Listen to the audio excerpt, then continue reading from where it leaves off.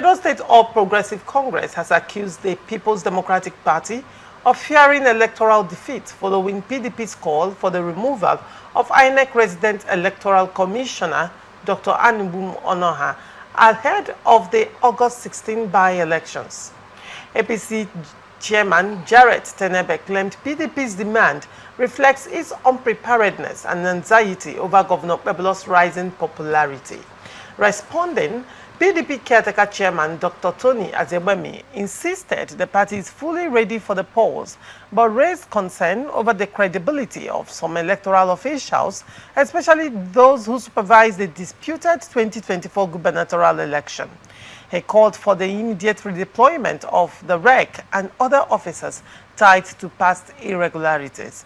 The APC dismissed the PDP's claims, highlighting the governor's achievements in infrastructure and security and boasting mass defections from PDP to APC.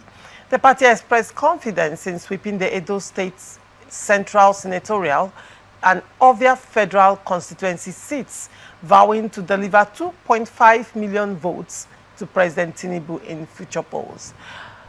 Aiba God's power, what is your take on this? Considering, I hope you followed the 2024 Edo State Guba elections and the fact that at some point Obaseki came out to scream that the resident electoral commissioner was a cousin of the FCT minister, and as such he claimed biasness on the part of the REC and called for his immediate removal, a request that was not granted by INEC. Now we have the National Assembly by-elections coming up, and, you know, PDP has renewed the call for the removal of the REC commissioner. APC has responded. I'm interested to know your position on this matter, Gospa. Laurentia, I love that your statement that PDP has renewed their call to the REC. No, I won't blame them. You know, it's not easy to be in a position. They have been in government, and now they are playing opposition. So, calling for the removal of the REC in the state is something that you should expect from an opposition. It is something that you should expect from an opposition. Recall that even before the governorship election, they also made the same call, citing that the REC was a cousin to the FCT minister. And I begin to wonder if we should start tracing who is the brother or sister or cousin to one person. That means we don't have any REC in Nigeria, because almost all the RECs has a relationship with one person or another. So that call by the Edo State PDP is a normal call from the opposition. So it's not a bad thing. Now, how do you see that playing out in the forthcoming by-elections? Because, I mean, if these elections, 2024 by-elections in Edo State was contested, after the election, it went to court, and the judgment just came recently, affirming Okpebholo. Now, if a political party is saying, we don't have confidence in this electoral umpire, don't you think in the spirit of equity and fairness, they should be heard? In the equity and fairness, you should not also treat the electoral officer as an orphan. How do you mean? Because where your right stops is where another person's right begins. If he is not the REC of Edo State, which state will he be the REC? River State? INEC can, you know, assign them to any state.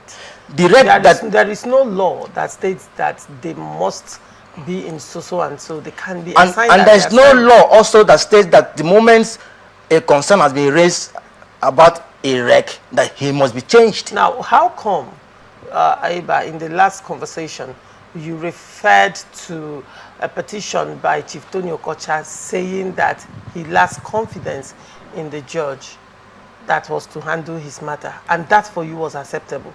But in the case of Edo State, an election is coming up and they are saying we lack confidence in the electoral umpire, and you say, nah, that should not apply.